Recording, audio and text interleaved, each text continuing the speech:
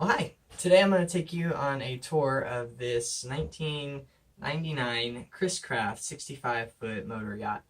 This will be a detailed walk around the boat just to show kind of what it's like to have somewhat of a single owner live-aboard yacht that is capable of both relaxation, a little bit of luxury cruising, and at the same time just mid-living aboard a boat. So hope you enjoy this tour. If you have any questions, you can definitely comment below. So here we start with the bridge quarters. So this would be on the main deck of the yacht itself. We have the helm just forward of the living quarters. And the cool thing I do love about this is it does have a breakdown wet bar here. So you can have a wet bar with all your cocktails. And then as well, if you'd like to set up some kind of entertainment, we've put a TV here before, mid-sized TV. You have some storage below, some more storage. I believe this is also a instrument panel. Oh, refrigerator, my bad. So a small fridge, that way you can keep all of your drinks for your cocktail nice and chilled throughout the day. And a little bit more storage below. We do have storage both on the port and starboard side. And I would say overall, the square footage of this section is quite comfortable. It's not the largest ever done, but it is definitely comfortable for smaller settings of people.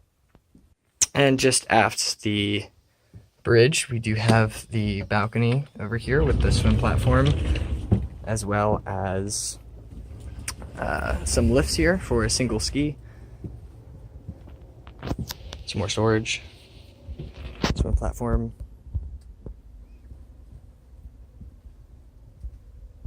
As well as additional storage on this side.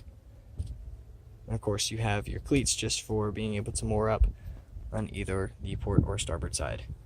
One thing I do love about this is that it does have a little bit of light up here, as well as some cover just in case you have those rainy days and you want to kind of still sit outside but not be getting wet.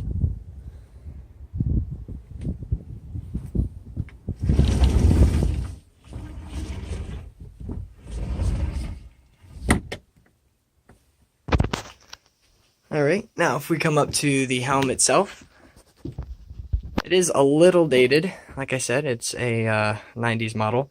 However, all of the instruments do still work, and the engines themselves are in great working order. We have had some issues with the bow thrusters, but as far as my knowledge is, that has been worked out. And we'll go up to the sun deck a little bit later on in the video. It's a nice size bridge. Of course, it's comfortable seating for 2, possibly 3, depending on your size. 3 if they're my size person.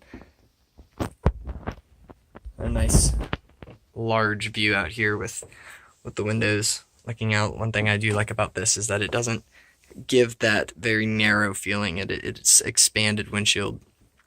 Some yachts are a little bit more reduced in the headroom, and even though this isn't the largest itself, it still gets the job done. Alright, now if we come down to the main quarters, this would be somewhat of the living quarters. We do have some storage as well as our generator control panel here. So it is an AC/DC power yacht system. There are 2 generators on board. This is for the AC power, I do believe. Additional storage.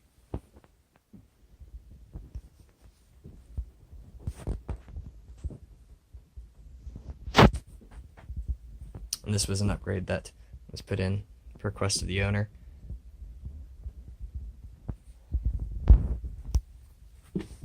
Now if we come to the aft deck, we have the master bedroom. Master room's obviously the largest one on board, but it is quite roomy itself.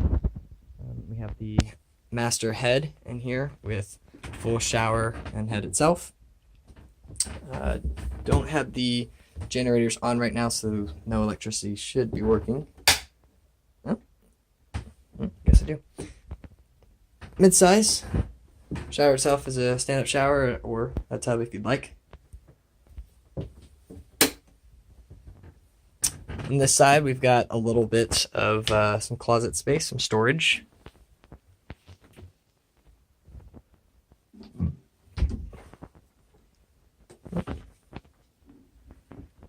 Take it on this way.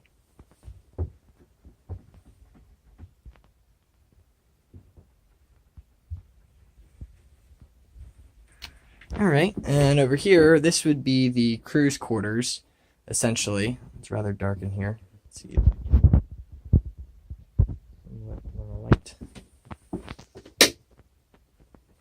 Oh. Because there's two different generators on here, I can never remember which one is on and which one's not.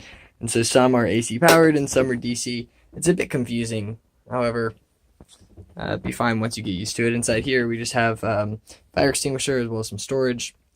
And this is a pull-down bed for those that want to have just some additional bed space. So you could have someone sleeping below and above. The owner uses this as his own personal little office space. Personally, I would do the same. However, if you do have crew, then this could be your crew quarters. All right, and here we have another deck, or another head on this deck, so that makes two so far in the aft quarters. Sink, small shower, but still stand up and plenty of room.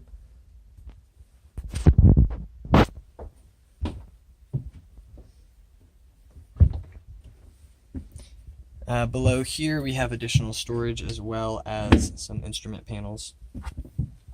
Now if we go to the forward living area, we'll pass through the galley here.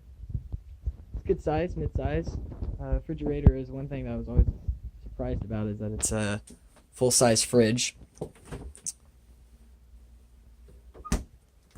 So you don't have to worry about sacrificing the food that you're going to bring aboard. We've got some storage, plenty of pantry space, as well as a nice little sink with a garbage disposal as well, which is hard to find on yachts typically. Of course, this will open up into your stove and can also kind of do this makeshift little, nice little more counter space right there. Dishwasher and an oven as well.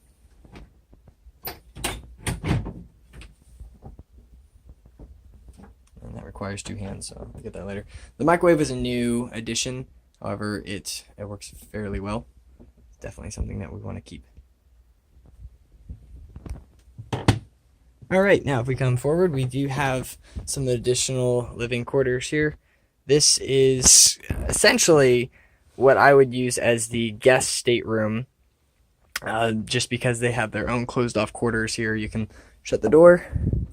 It's got a pin on it, but you could shut this door and close off this entire forward section of the ship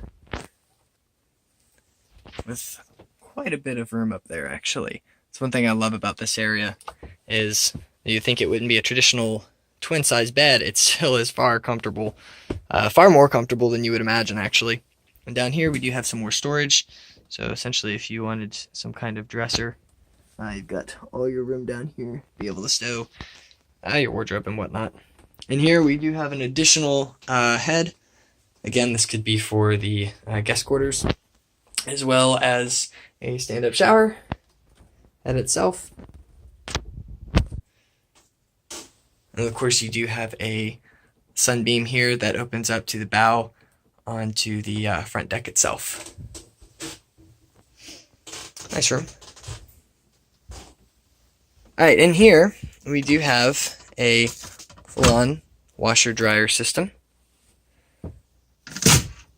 How we were able to manage to get this in here, I have no idea, but fully working is nice. Nice addition.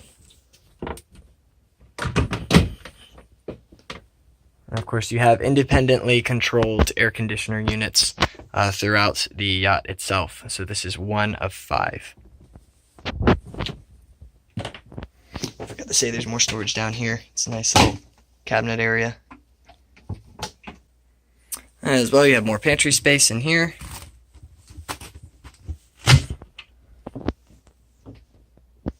As well as a larger one. Alright, coming back to the main deck itself, this is probably one of my favorite areas of the yacht, just because it is quite spacey, and of course you have your dining quarters and a very short walk right over to the galley itself. Now below us we do have the engine room. I'm not going to walk down there just because it's a bit hot right now. There's no air conditioning down there for obvious reasons. But if you do want to get there, there are two large panels, both on the starboard and the port side, or port and starboard. And of course you can open up this kind of main entry and walk your way through. Alright, so if we come back to the bridge deck, we'll have a nice little view out. I'm not going to bother opening all these right now.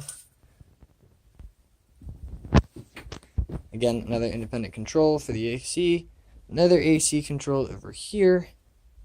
So you can have your helm at a different temperature than the rest of the bridge if you'd like.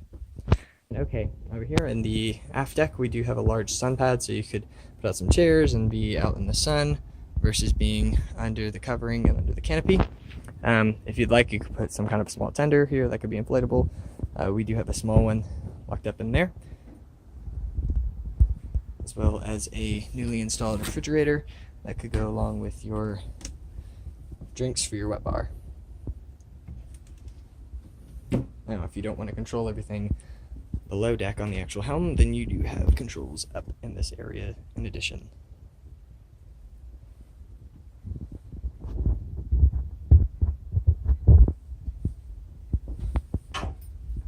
Some more storage down below.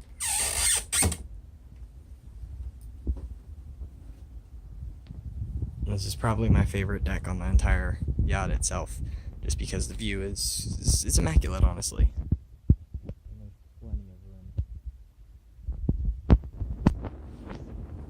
All your communication, as well as your satellite feed.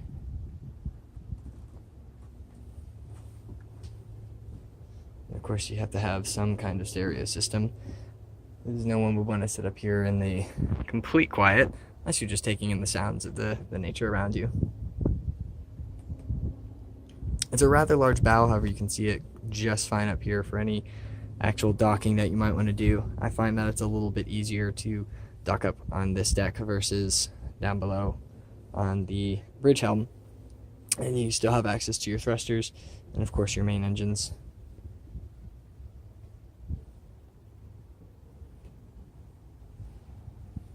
So here we are out on the bow of the front deck here. Got a little bit of room for some sun pads, as well as a 6-person dinghy, an inflatable. This one is a bit more of a hassle to actually use, so we've never even attempted with it. Now, one thing that I definitely would suggest to the owner is that you could put some kind of chairs out here, or maybe even a table or something that you could take up and put down. However, that's where I'd probably have a little bit of some dining meals. This goes to the forward deck for the guest quarters. Of course, you've got your anchor as well as your spare.